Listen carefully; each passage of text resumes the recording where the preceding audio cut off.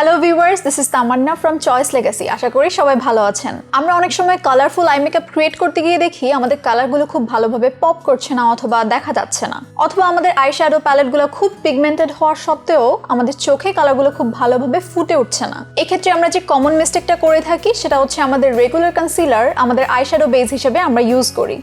এখানে যদি আমরা একটা হোয়াইট বেস ইউজ করি তাহলে কিন্তু আমাদের কালারগুলো খুব ভালোভাবে ফুটে উঠবে। তাই একটা হোয়াইট বেস ইউজ করেই আজকে একটা কালারফুল আই লুক ক্রিয়েট করে দেখাবো আমি। তাহলে চলুন কথা না বাড়িয়ে ভিডিওতে চলে যাই।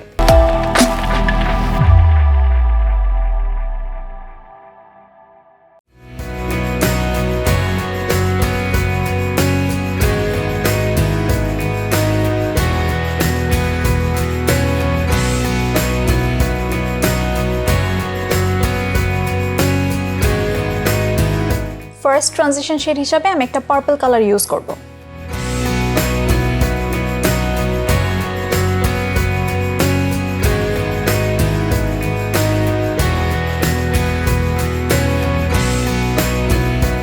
এবার একটা লাইট পিঙ্ক কালার নিয়ে এটা উপরের দিকে ব্লেন্ড করব।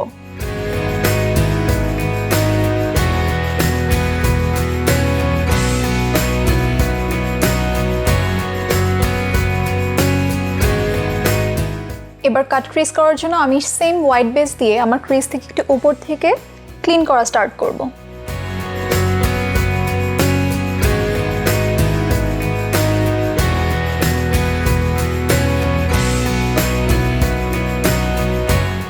এবার আমার লিডে একটা নেভি ব্লু কালারের আইশ্যাডো অ্যাপ্লাই করব।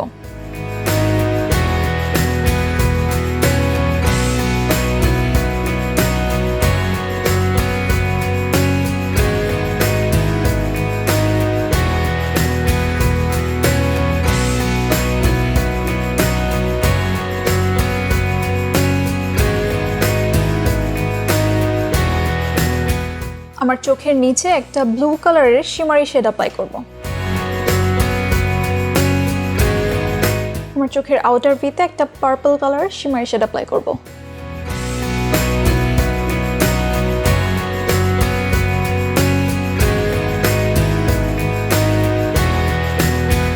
চোখের ইনার কর্নার হাইলাইট করে নিচ্ছি।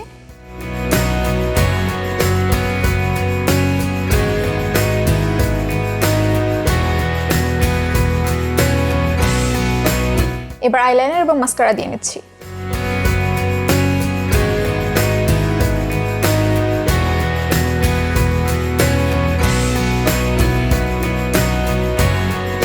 লাস্টলি একটা আইল্যাশ অ্যাপ্লাই করে নিব।